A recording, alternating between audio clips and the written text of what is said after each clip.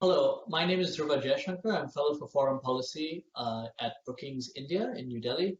And I'm here joined by two colleagues from the Brookings Institution in Washington to talk about political Islam in the Arab world and in Pakistan. One of the people joining me is Shadi Hamid, Senior Fellow at Brookings and a contributing editor to The Atlantic. He's the author of several books, including Islamic Exceptionalism. We're also joined by Madiha Afzal, who is a professor who's at Johns Hopkins University, SAIS, and is also a non-resident fellow at the Brookings Institution. She is the author, most recently, of Pakistan Under Siege, which was released earlier this year. I want to start off by talking to Shadi. His book is called Islamic Exceptionalism. Shadi, what makes Islam exceptional in your view? So, so my argument is pretty much that not that Islam is the only unique religion, because all religions are unique in their own ways. Rather, it's that Islam is exceptional in a certain way that is relevant for us when we're discussing modern politics. It's exceptional in how it relates to law, politics, and governance. And this exceptionalism is neither good nor bad in my view, and I think it's worth emphasizing that because oftentimes we think that if something is different, then it's a problem to be solved. That's not how I view it. This kind of exceptional relationship to politics can take a number of different forms. And just to say a couple more words about what I really mean by this. So it means that Islam has historically played an outsized role in politics. It's that both in theory and practice, Islam has proven to be resistant to secularization. Now, I can't guarantee what will happen in 300 or 400 years, but I do think that for the foreseeable future, this resistance to secularization and the privatization of religion will continue. And I think that if we look throughout not just the Middle East, but also South and Southeast Asia, we see just how much Islam is relevant, but not just Islam, discussions over the role and applicability of Islamic law. Madiha, you've done work on political Islam and militancy in Pakistan. Now, what distinguishes, in your view, Islamist groups from a lot of militant groups, and in fact, how do they interact with each other? Yeah, that's a great question. So Islamist groups in Pakistan, Islamist parties, there are a number of them, but two of them are particularly prominent, the Jamaat-e-Islami and the Jamiyat-e-Ulama-e-Islam. And those two groups, they don't espouse violence. So that, just in itself differentiates them from militant groups. But if you look at their rhetoric, a lot of their rhetoric that argues that Sharia should be implemented in Pakistan, and their rhetoric is sort of very anti-West, anti-American, that and sort of talks a lot about Pakistan's sovereignty, that rhetoric matches up with the rhetoric of militant groups. So there's little to differentiate their narratives. However, the other thing that differentiates them is that Islamist groups accept the supremacy of the Pakistani state, if you will, Pakistan's constitution, though they'll find fault with it, but they accept Pakistan's government, and militant groups do not. So they attack the Pakistani government. However, so those are some of the things that differentiate and link them. Some of the major militants in Pakistan today were actually members of Pakistan's Islamist parties. So Hafiz Saeed was an erstwhile member of the Jamaat-e-Islami. The Jamiyat-e-Ulama-Islam runs a madrasa, which is the Darul Uloom Haqqaniya in Akora Khatak, which actually trained many of the leaders of Pakistan's militant groups, including Mullah Umar, actually, who was the leader of the Afghan Taliban. So not just Pakistani militant groups. So there are links between them. They also the Islamist leaders in Pakistan also have really been at the forefront in trying to conduct peace agreements with the Pakistan Taliban. And often when the peace talks were going on, they really appear to be much more on the side of militants than on the side of the Pakistani state. So the fact that they express sympathy for militant groups often sort of confuses the Pakistani public, which, you know, while it doesn't vote for Islamist parties in general elections, you know, likes Islamist parties, you know, they have a lot of street power. So when they go out in rallies and actually express sympathy for militant groups, that really sort of confuses the public, and public opinion reflects that. Shadi, speaking of like street power of Islamist parties, you've done a lot of work on the Muslim Brotherhood specifically, as well as affiliated groups across the region, across the Arab world. What in a sort of post-Arab Spring world, what do you think is the future of the Muslim Brotherhood and affiliated groups around the Arab world? It's not very good. So if we look at the Egyptian Muslim Brotherhood, for example, there is actually an unprecedented split in the organization, which hasn't gotten much attention. But there are basically two factions which can't resolve their differences. Some of them are about organizational issues, personality issues. There's some ideological differences as well. But I think that the bigger problem in Egypt is that there aren't any political openings forthcoming. So at this point, the best you can do is just sort of wait. There's no real way to dislodge the military from its dominance. But when we look at other Muslim Brotherhood branches or other mainstream Islamist movements in the region, it's a similarly negative picture, even though it's not as negative as, say, Egypt, because the repression isn't as bad in other places. But if we look at Syria and Libya, we have context of civil war, so there are major limits on what Brotherhood branches can do there. And Nahda in Tunisia is perhaps a positive case. They're part of a coalition government right now, but there are some darker undercurrents in Tunisia which we tend to ignore in the U.S. at least. But I would say that's the one bright spot, and Morocco is an interesting case as well, which we could also talk about.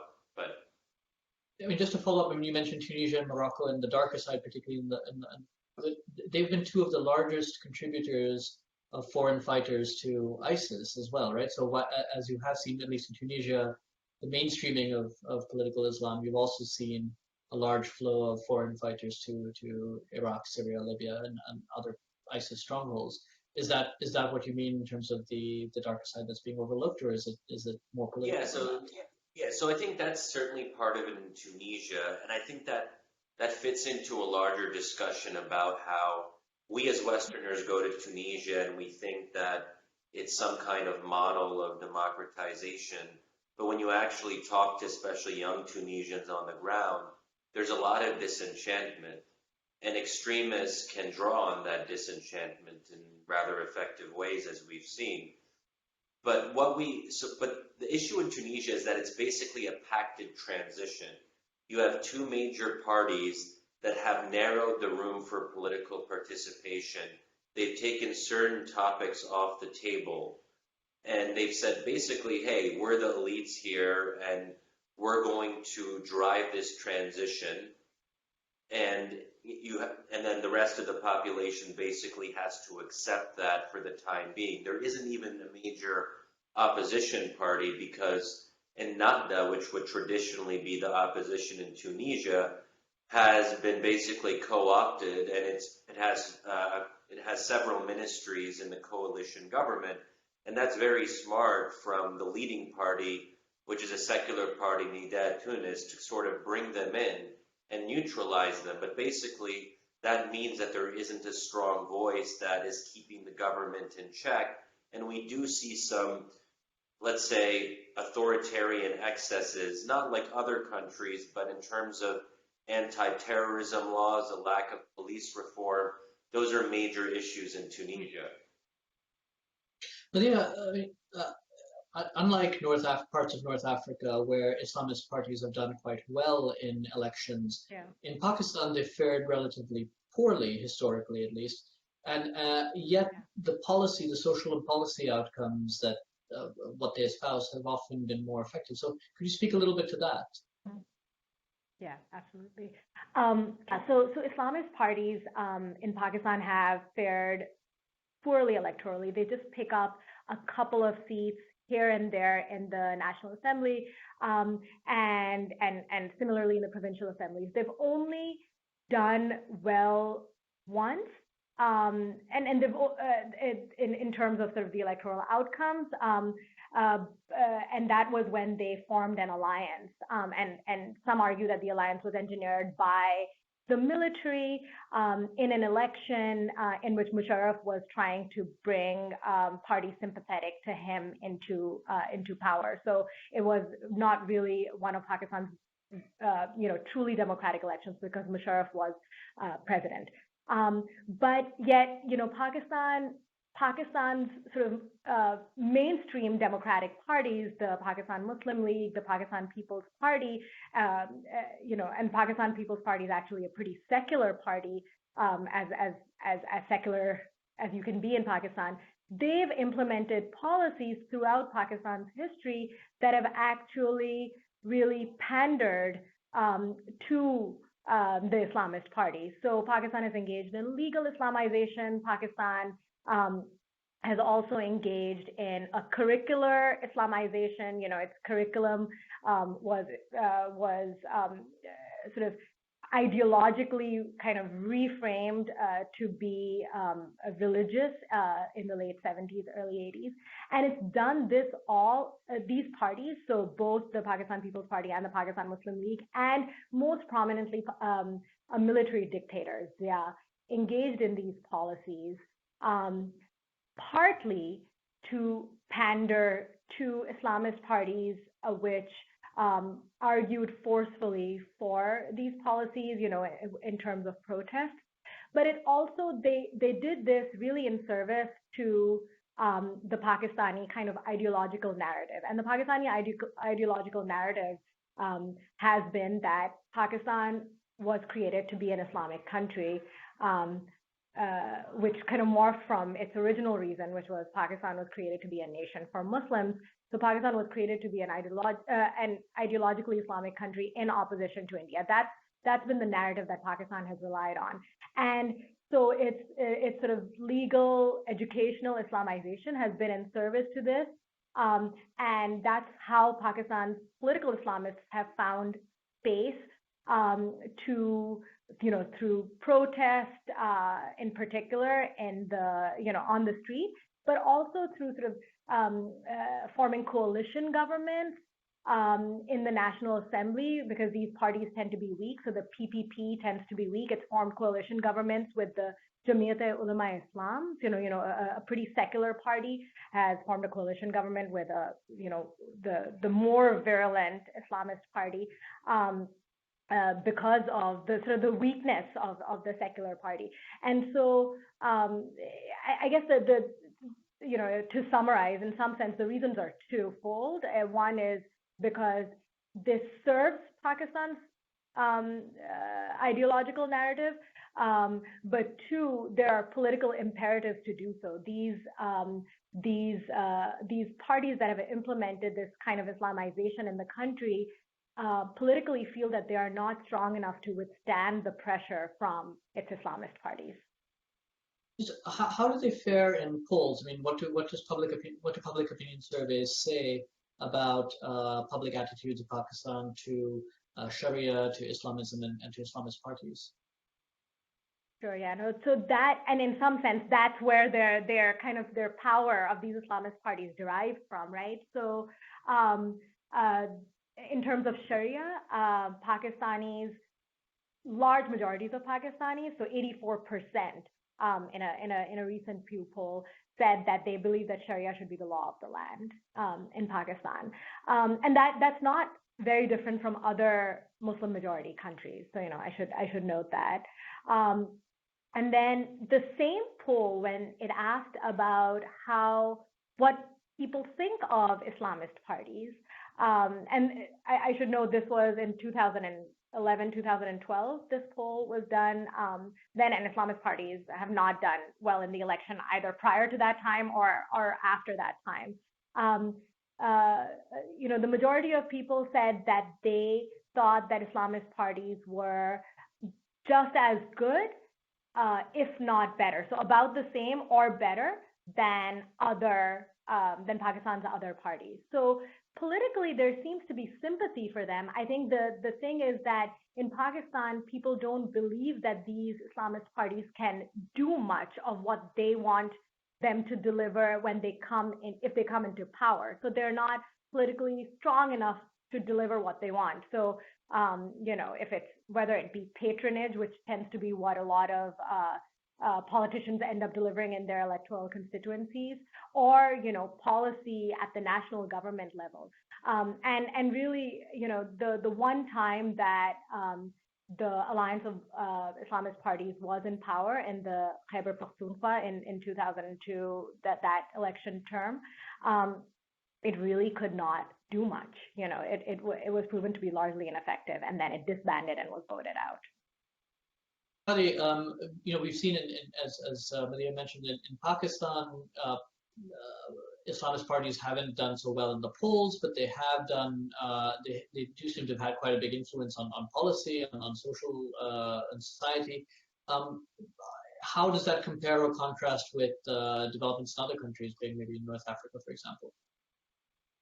Yeah, sure. So if you take my exceptionalist premise that Islam plays an outsized role in politics and will continue to do so, then Pakistan actually looks a little bit better in a particular respect, that the role of Islam in public life is accommodated and it's normalized, and it's not just the province of an Islamist party to advocate for that. And as Madiha said, because Pakistan is sort of conceptualized as at least a somewhat Islamic nation, all parties sort of have to play to that fundamental idea. So Islamists, I think, are less able to distinguish themselves at least as powerfully in the Pakistani context. And what that means is that Islamists in Pakistan don't do as well in elections, but they are able to sort of influence public life in other ways, and non-electoral ways, whether it's through the relationship with the military, influencing judicial appointments, educational curricula. So it's then useful to compare that to, say, the PJD in Morocco, which is the Brotherhood-inspired party there, which is a leading party in a ruling coalition. And they've won elections, at least a plurality, and they are ostensibly the ruling party in Morocco. But it goes to show that winning elections isn't the same as winning, because they are in government, but they're not actually having that broader societal influence. There's very little that you can point to and say that the PJD has really shifted the social trajectory of Moroccan society, where if you compare that with Jamaat-e-Islami in Pakistan, they can claim, and they do claim, that they've shifted the social trajectory of their country, which gets to a really interesting question of how do we measure success, the success of Islamist parties? And I think we have to move beyond this idea that elections are the only way to wield influence.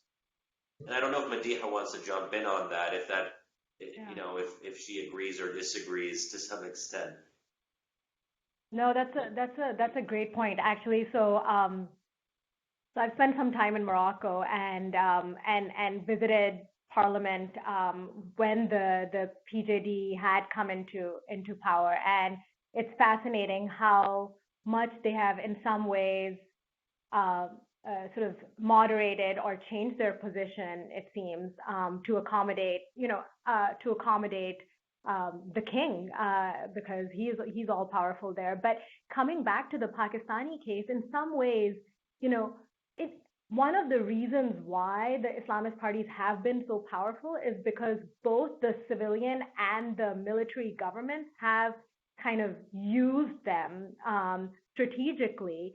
And so in some ways, their power has been constant as Pakistan has shifted from its democratic to its military regimes, because the military kind of uses them as a pawn against the civilian governments, and knows that, or against the mainstream democratic parties, and knows that it can sort of rely on the Islamists to cooperate with it when it's in power. So the Jamaat-e-Islami initially was a very close partner of Zia's government, Zia's military government in the 80s. They had a bit of a falling out later on.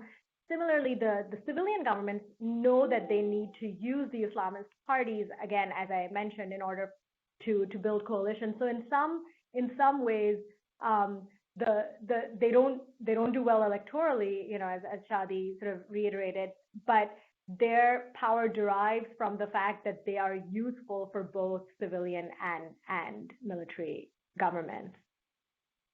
Just a quick thing for both of you to end on, maybe Madiha first. Both of you live in the United States. How do you, with the rise of identity politics in the United States to some degree, and also in parts of Europe, how do you think that's changing relations with the Islamic world more broadly?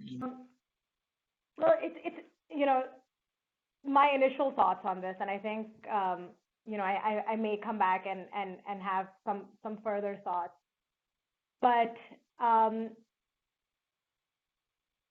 it's fascinating how there's kind of a what about-ism that it's given rise to in the Muslim world, right?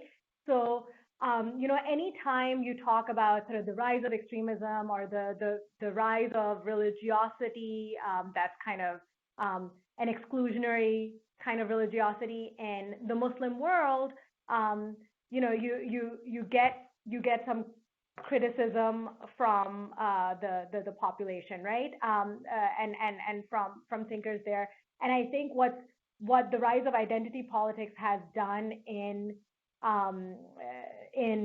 the rise of identity politics in the West has done is it's made it much harder in some ways to have a conversation about the problems of the Muslim world and the rise of, as I said, again, sort of this exclusionary religiosity, the kind of mistreatment of minorities in the Muslim world, talking about the laws that are harmful to minorities, and talking about the perils of majoritarianism and so on. I mean, just kind of more at an academic level, it really gives rise to the moment we sitting in the West write about that, they'll come back with but what about what's going on in the United States? I mean, that's in some ways a very superficial, but a real consequence of what has happened. And so it's harder to actually have a conversation and credibly affect policy, or talk about, changing policy in the Muslim world when, so let's say I'm saying that Pakistan should engage in a curriculum reform, or should rethink some of its sort of regressive laws in its penal code. When on the other hand, in the U.S., we are by executive order, keeping Muslims out, and so on. It just becomes harder to have a credible conversation about policy. Shadi, last word? Yeah, sure. So to take it maybe from a little bit of a different perspective, I think that, in a sense, all politics are identity politics, or I should say all politics are becoming identity politics, and that cuts across regions. So if you look, for example, at how people were debating issues during the Arab Spring, they weren't talking about bread and butter issues like healthcare, education, or economic development. The main divides were about questions of the role of religion in everyday life, Islam's relationship to the state, the identity of the nation. So basically the question was, what does it mean to be an Egyptian? What does it mean to be a Tunisian? And those are the most existential questions you can ask. It's about the foundations, right? And we thought, or at least I thought at the time, that was something distinctive and foreign. And that as Americans, we weren't quite like that. And it's interesting in the last couple of years that our elections, or at least our most recent election, was not about policy. It was about fundamentally different conceptions of the American idea and how we as Americans related to our own country. So that almost means that the Middle East was ahead of its time, or that the West was lagging behind the Middle East, and now the West is catching up and finding that this very identity-driven political competition isn't just something that happens abroad, it happens here at home too. I mean, I agree. I agree with Shadi, because in some ways, we thought here in the U.S. that we were past this, this kind of question about what does the United States stand for. But what the election has revealed is a very real divide. And in some ways, this is the exact divide that you see in Pakistan, for instance, the secular Islamist divide, and that you see in other parts of the Muslim world. So in some ways, the discussion is a parallel discussion that is going on in all these parts of the world. Well, thank you both for your time, and thanks to all of you for watching. To once again my colleagues Shadi Hamid, who is senior fellow in Brookings and author of Islamic Exceptionalism, and Madiha Afzal, who is a non-resident fellow at Brookings and author of Pakistan Under Siege. Thanks again.